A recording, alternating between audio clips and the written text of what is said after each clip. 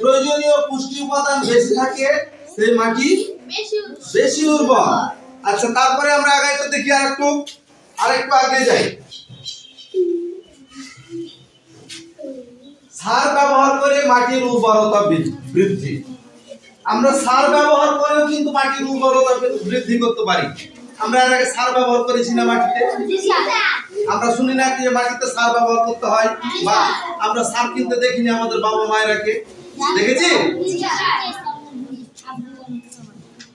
তাহলে এবার দেখো তো, এই দুটা কিন্তু তোমাদের বই থাকলে ভালো হতো।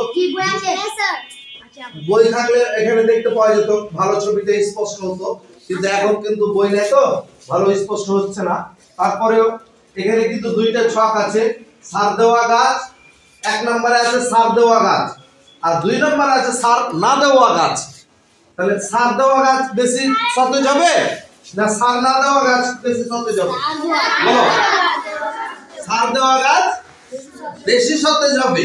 তাহলে সার দেওয়া গাছ বেশি সতেজ যদি হয়, তাহলে দেখো পরীক্ষাটি থেকে আমরা দেখলাম যে মাটিতে সার দেওয়া হয়েছে, সেই মাটিতে গাছের বৃদ্ধি ভালো হয়েছে। স্যার ওখানেই থাকেন, ভালো আসছে।